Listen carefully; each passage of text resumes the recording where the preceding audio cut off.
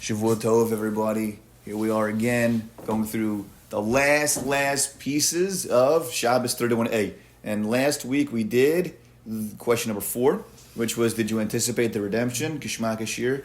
If you didn't hear that shiur, go back to the recording, check it out, because we're not going to do a chazara on that. Tonight we're going to go through 5 and 6. And so this is one for the ages. If you're not a fan of Gemara learning, you're going to have to strap in. If you're not a fan of deep Torah that makes you hold different things in your head and question and understand, you're going to have to strap in again. Put on your seatbelt, because this shiur is going to be dedicated to 2 questions that basically are asking you to do that. So question 5 is, did you engage in pilpul dialectics in your Torah learning? And 6 is, did you understand one matter from another? So before we dive into it, I want to ask you guys what you think that means. Okay? So let's just go through the Hebrew a little bit here. It's saying pilpalta b'chachma. Right, that's the question. What is pilpul? And what do we mean by with chachma? Did you engage effectively? Did you involve yourself in pilpul, which dialectics doesn't really help you with the English translation much, but in your Torah learning? And then 6 is havanta davar mitoch davar. Were you able to derive, understand one thing from another? What do you think, just shooting at the hip, you think any of that means to you? I was saying the pilpalta b'chachma. Chachma. The other one is hevanta, which is bina, right? So chachma bina. So very good. Chachma is like the inspiration, hey, there he right? is. And then the bina is like sort of like the work of trying to like, I don't know. It's a little bit hard because pilpalta is like you're trying to like almost like the lumdus. You would think that you're trying to understand an idea. Yes. But bina, I would think, is more like incorporating into yourself in a sense. Very nice. Very nice. Bina comes from bona, which is to build from one thing to another. Yeah. So that's exactly what number 6 is going to be all about. Were you able to build from one idea to the next? Sam Kramer, thank you for coming in. We're super excited to have you. We're going through numbers 5 and 6 this week of the questions you're going to be asked from when you ascend to Shemayim, hopefully at 120, Shabbos 31a. And there, did you engage in pilpul in your Torah learning, and did you understand one matter from another? I'm merging the 2 together. Others like to separate them out, but for the purpose of the shmuz that we're going to give tonight, I think it's very crucial to put them together. Okay. But so we're first asking right now, Sam, what do we mean by pilpul? What is pilpalta b'chachma? And what do we mean havanta davar mitok davar? When you hear these words, pilpul, we always conjure up back and forth, but what's that mean? What is pilpul? How can we engage in it if we don't even know what it is? So let's at least go through a little bit of trying to break out what that is through answering what you guys think it is, clarifying, understanding, reinterpreting. What do you think pilpul is? Just general sharpening, like iron sharpens iron. So just do something, ideally not adversarial, but like against somebody else's brain, so you can sharpen each other. Mm-hmm. But like, don't just read it and maybe translate and call it a day. Very nice. That's exactly right. That's exactly right. On the most fundamental level of what pilpul is, it's not just grabbing the art scroll off the shelf, reading the English and saying, I got it. It's trying to understand beyond the translation. Did you sharpen your knowledge and your understanding? Usually b'chavrusa, to understand another layer behind what's actually in the text. Good. Anybody else? What else do we got for pilpul?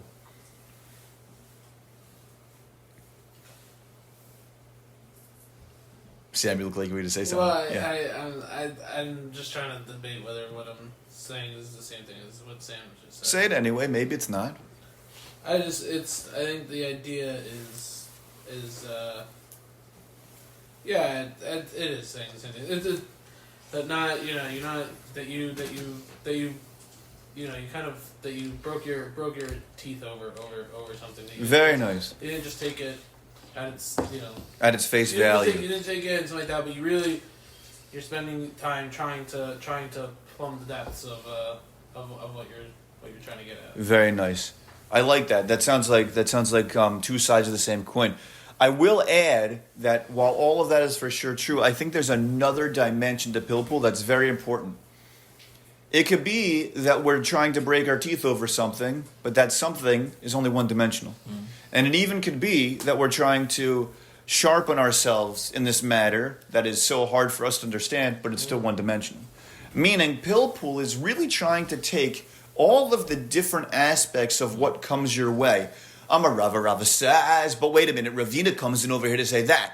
Yeah, it's there are multiple different opinions about a topic, and having to understand and sharpen yourself and get to the depth of each one of those all in one go. It's an area of learning usually reserved, I would say, just for the Torah sphere. I don't think you find this in law, in medicine, in psychology. I don't think any of us, when we were exploring whatever fields we were in then, encountered something like this. Yeah. You spent months on Freud, or months on that one, or months on these cases. I assume it was not quite like this. And so this question is really, I think, unique for Yidden. Forgive me if you find a case on the recording that's different. Let me know. But I think it's really yeah. I might think maybe math.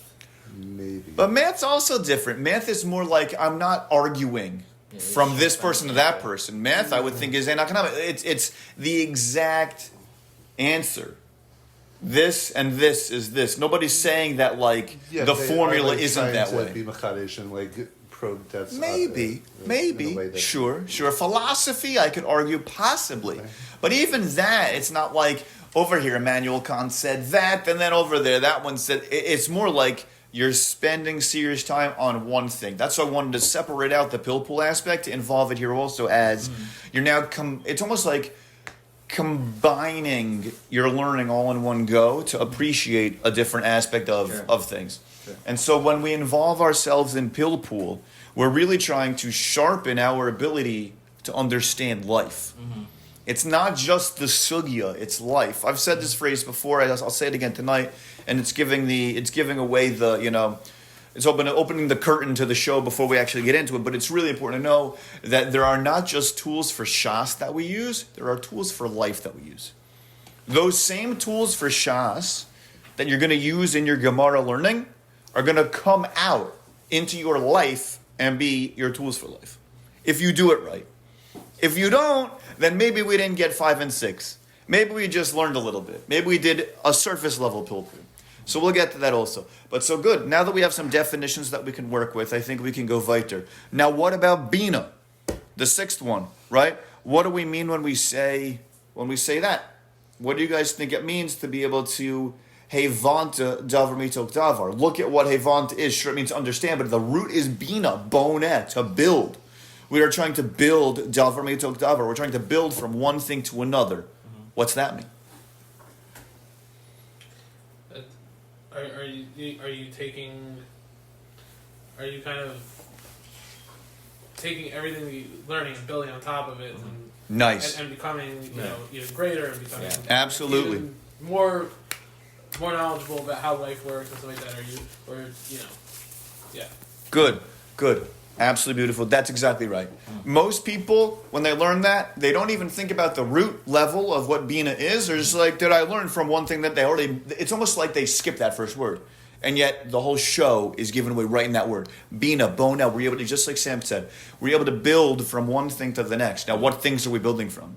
Obviously, what we're learning from was I able to see one case like this, one case like that. Can I extrapolate different things? So that's why I'm merging them, because Pilpul could be very similar. One person can argue and say, wait a minute, Bob, you're telling me over by Pilpul, I have one person arguing with another person, I have to understand those. Isn't that the same thing as 6th?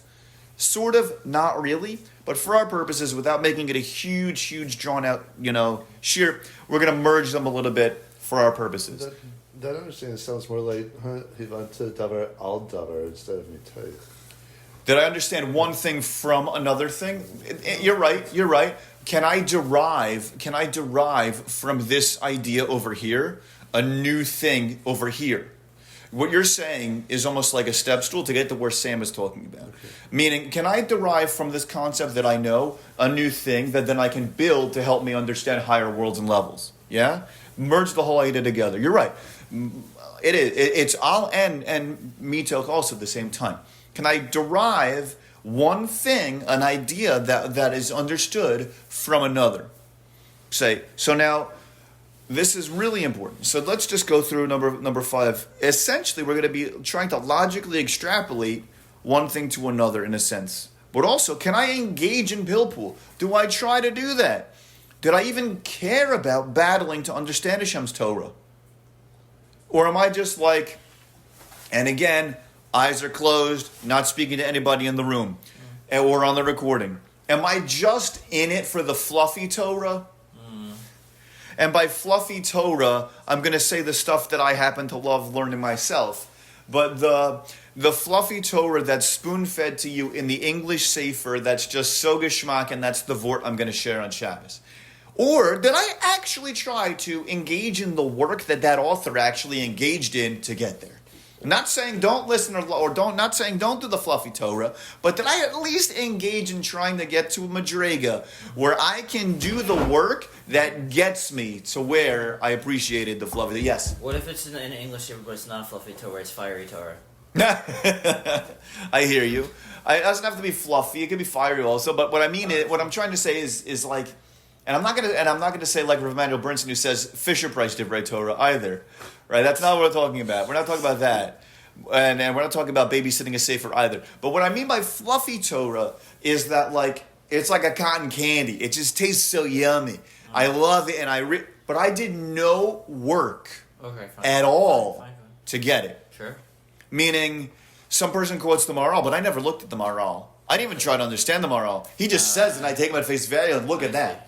Yeah, so the yummy Torah and fluffy Torah, there's cotton candy. There is a time and a place for it. But for questions 5 and 6, did you go through the sugi yourself? Did you try to understand it? Did you try to derive one thing from another? Or did you just spend the entire essence of your learning going through, and it could be a Hebrew sefer too, right? Depending on a person's level.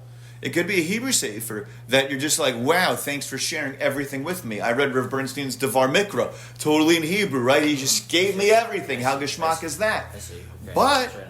But, did I go to the primary sources? Did I try to understand it with a chavrusa? Did I go through things to appreciate it? Or did I just want everything spoon-fed to me?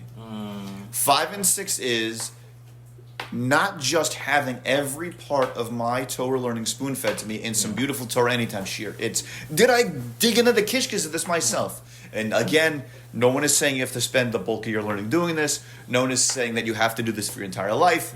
We're just asking, because you're going to be asked, did you do this b'klal? Right. So, can you build, another one is the Bina piece. Can I build from one idea to another?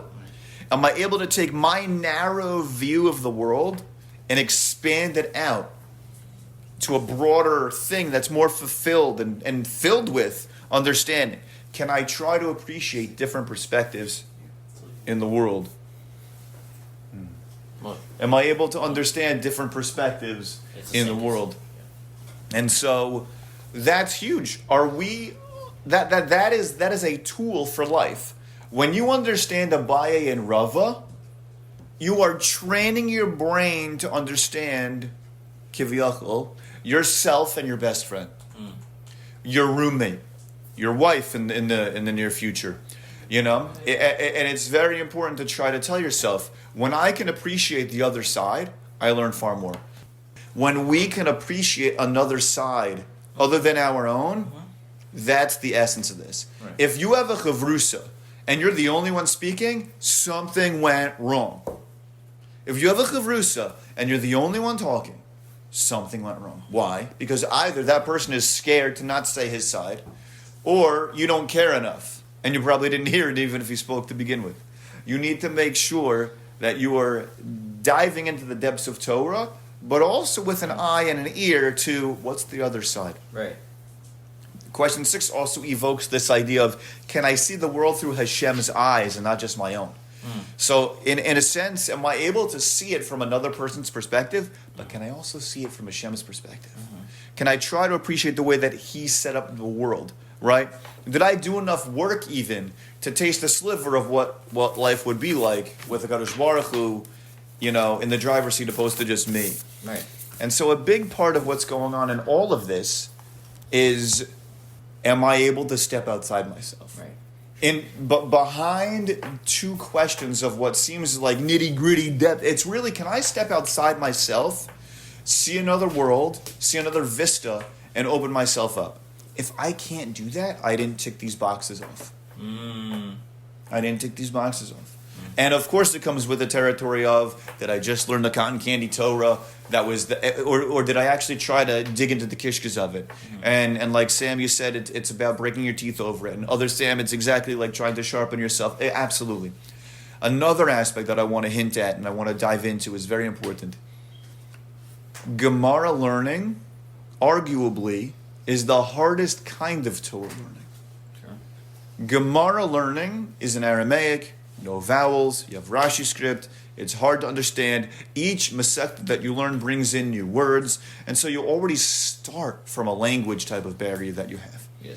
Not only do you start with a language type of barrier, but you have a content barrier and a relevancy barrier. When I learn Chumash, I can see relevance immediately right there. But is this masechta on Tamura really relevant to my life? When I make this korban, which we can't offer anymore, a Tamura, right? Oh, now they're both kind of like, how do I bring that, right? How do I bring that into my life? And it's very hard to do. So here is what I would say is the successful recipe that really gets you to where you want to be. And it's not necessarily sugya related.